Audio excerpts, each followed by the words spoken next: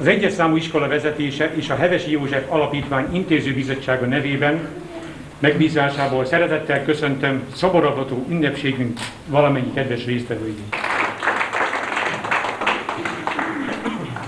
Tisztelt ünneplő közösség!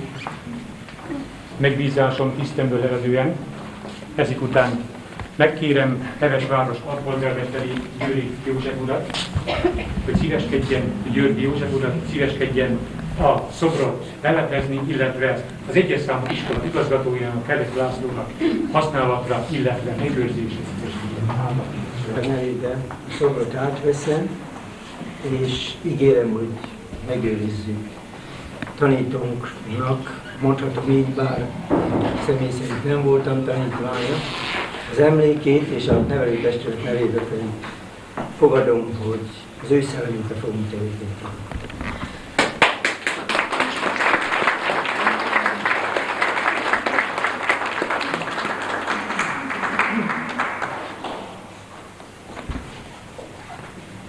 Berkes Péter a jövendő tudósához. Mihez hasonlítsalak, ki önmagadhoz sem lehetsz hasonló, hiszen a percek formálnak, újjászülnek szüntelenül.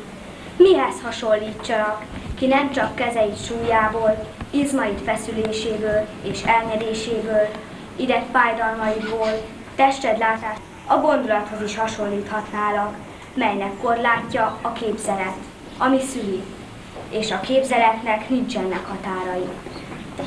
De hiszen több vagy, mint az idő, mert múltját ismered, ő pedig nem tudja, mivel gazdagítod leendő perceit. De Isten nem lehetsz, mert nagyságodat tettek bizonyítják, és nem próféták nyilatkoztatásai. És azt hiszem mondanom sem kell, hogy mennyi sok küszködéssel járt, hogy ez valóban megvalósult, létrejött, és ünnepelhetjük tanítónk emlékét. Ezt elsősorban köszönhetjük Kőpálnak, aki nem csak a képzőművészeti főiskola rektor helyettese, hanem iskolán díszpolgára is.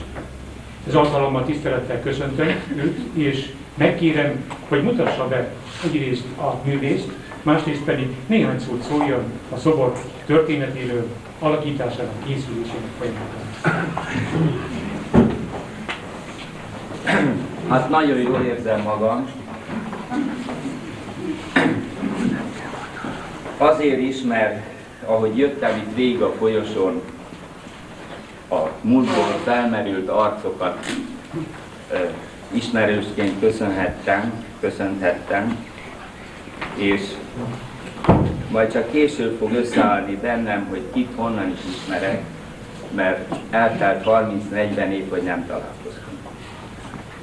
Kicsit előbbről kell kezdenem ennek a szobornak a történetét, mert 1986-ban jöttem le egy pár főiskolással, azért mondom főiskolással, mert nem a saját növendékeimben csupán, hanem minden osztályból szinte hozzám csapódott néhány festő, grafikus szobrász. Azt ígértem nekik, hogy Hevesen művésztelepet csinálunk. Nekem ez nagyon fontos több szempontból is, nem csak azért, mert hogy itt születtem, és elég jól ismerem Heves adottságait, múltját, hanem azért is, mert ha visszagondolok arra, hogy nekem, mint diáknak a 7.-8. osztályt az 5-ös számú iskolában végeztem, milyen erőfeszítésbe került az, hogy amire vágytam, amit akartam csinálni, azt valahol utolérjem, valahol megvalósítsam. Olyan iskolát kerestem, ahol tanítják ezt a szakmát, szobrászat.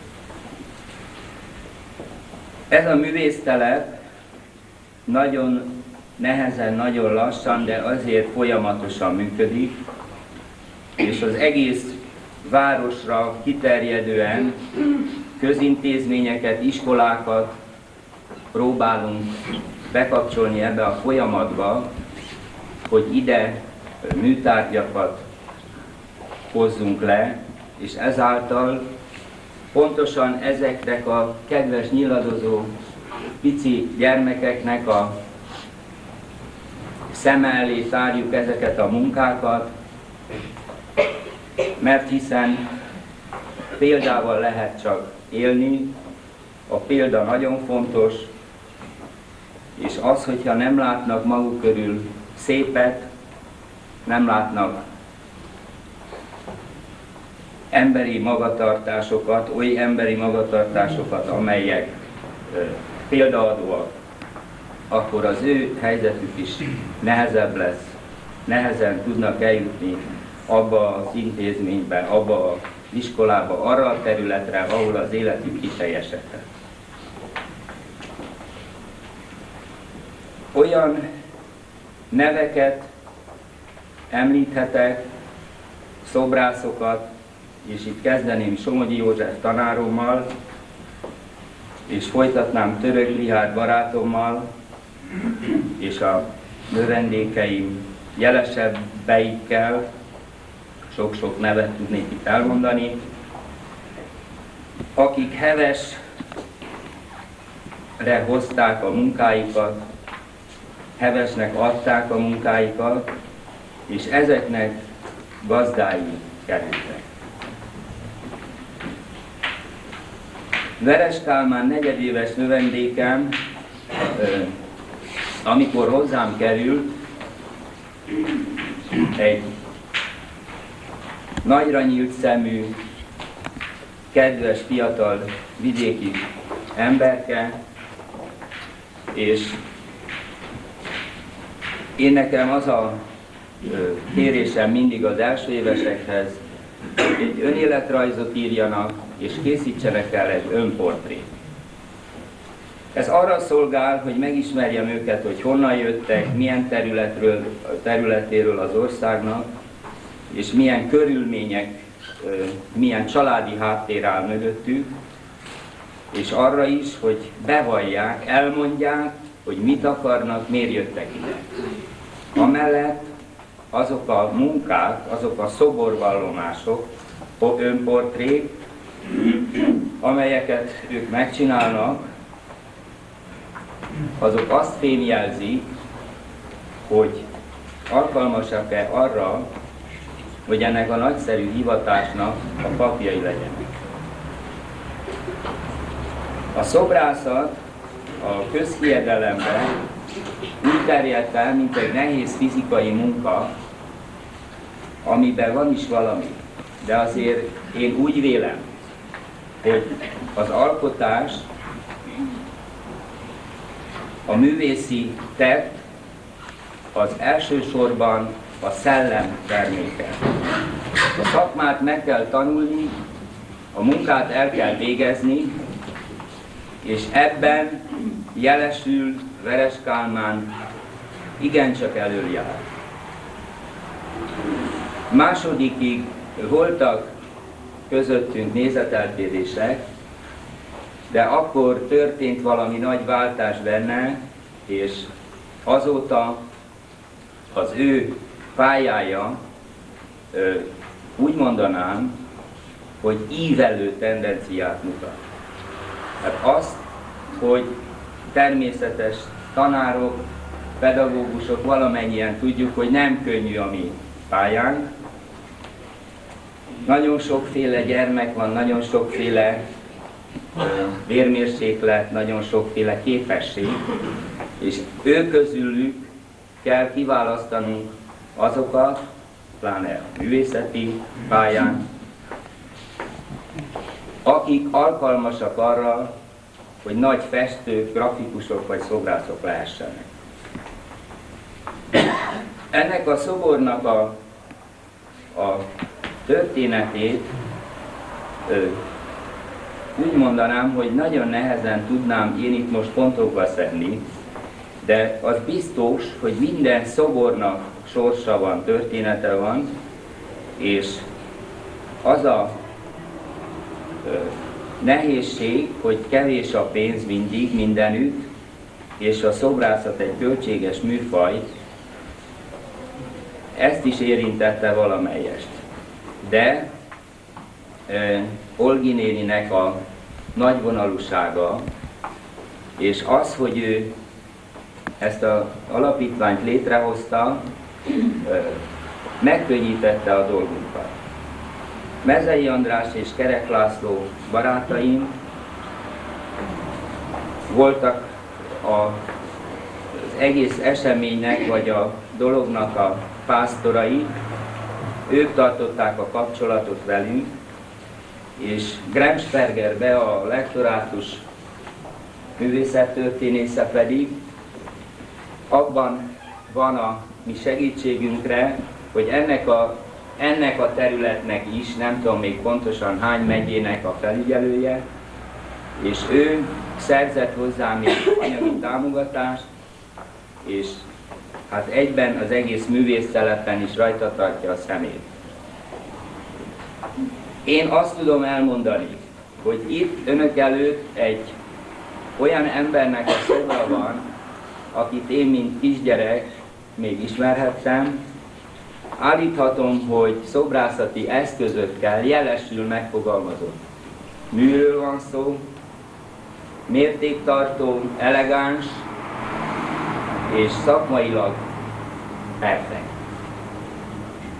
Ezért, hogy ne szaporítsam a szót, úgy fejezem be, hogy mindazoknak gratulálok, akik a mi munkánkat segítik, és ilyen szobrokkal próbálják Hevest gazdagítani, és ehhez nagyon sokszor komoly erőpróbák és hátsó háttérzöngék és mindenféle egyéb beleszólások, és talán csak azért vannak ezek a beleszólások, mert a területet és a műfajt nem ismerők úgy nyilatkoznak, vagy úgy referálnak, vagy úgy adják tovább a legendát, a mendemondát, hogy annak rossz szájíze is lehet. De itt most erről ne beszéljünk. Nagyon örülök, hogy Veres Kálmán szobra ide került Hevesi József tanár úrról, és köszönöm mindenkinek, aki megtisztelt azzal, hogy eljött erre a szép ünnepségre, és hát akkor gratulálok.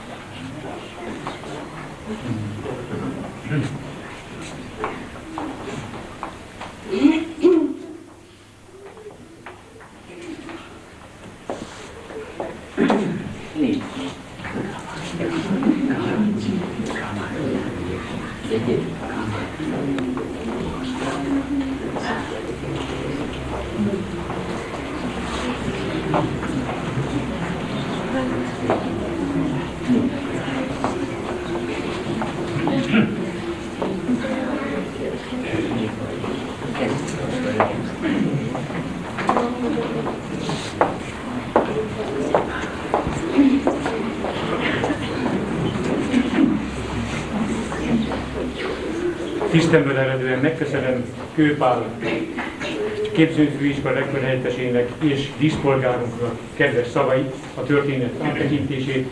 Megköszönöm mindazoknak, elsősorban Gremsperger Beának, aki a lektorátus részéről irányította, segítette ennek a kivitelezését. Megköszönöm Veres Kálmán művész úrnak az alkotást.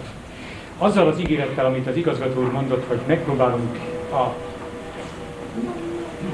tulajdonos jellemével, szellemével élni, és tolmácsolni ezt mindenki számára, illetve a tanulók számára is.